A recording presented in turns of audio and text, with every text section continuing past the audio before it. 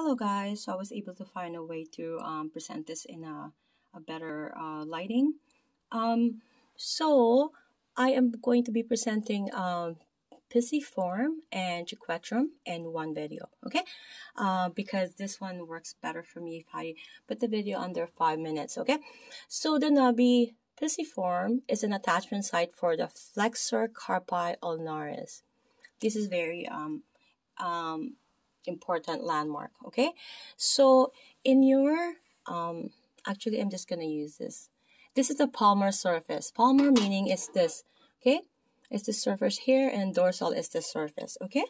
So the pisiform is here. You see the ulnar.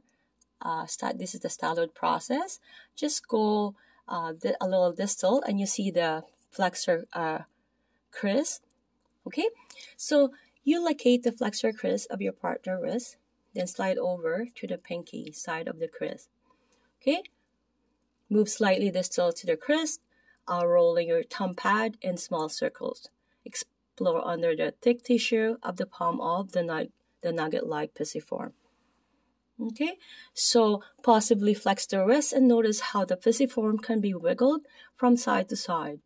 Extend the wrist and observe how it becomes immobile. Okay, this immobility is due to the tension created by a flexor carpi ulnaris tendon. Then ask your partner to actively adduct her wrist. So can you feel the tendon of flexor carpi ulnaris as it comes down the medial wrist and attaches to the pisiform? Okay, so you have the image here of the palmar. Okay, and we have the dorsal of the right hand with the wrist in neutral, trying to access the triquetrum here. Okay, so I'm gonna go ahead. So just look at that image. Okay, so I'm gonna go ahead and read the image here. So this pyramid-shaped bone is located on the dorsal surface of the pisiform. So just distal to the styloid process of the ulna. In a neutral position, only the dorsal surface of the triquetrum is palpable. However, abduction shifts the triquetrum so it is accessible to the wrist ulnar surface. Okay, so I'm going to have to read this area here. So having the therapist in any position with the palm of your partner's hand facing away from you. So you locate the styloid process of the ulna, slide distally, noting a slender ditch. Okay, this is very important landmark. So before rising to the surface of the triquetrum, okay, so it's accessible. Keeping your fingers stationary, abduct the wrist and note how the triquetrum protrudes to the side. Adduct and feel. I think I need to sit down. I'm sorry, guys. Adduct and feel the bone disappear back into the wrist. So if you can see here, right? It's really challenging to locate this, but all of them you can be able to access them.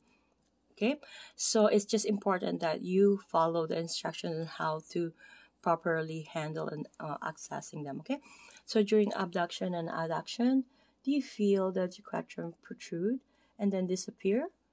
Locate the pisiform on the wrist palmar surface. Can you locate the triquetrum? By beginning at the pisiform and slowly sliding around the ulnar side of the wrist. Okay, so you can see that image there, and this is more so the another dorsal view of the right hand with wrist AB abducted. Okay, this is more in a neutral positioning, and this is more ABD abducted. Okay, trying to locate the triquetrum. Okay, here as we when we did the ulnar the pisiform, sorry, right? We tried to have the ulnar view of the right hand, isolating the pisiform. Okay, so I'm just going to be seeing you in the next video. And the next topic will be hamate and perhaps scaphoid. See you guys.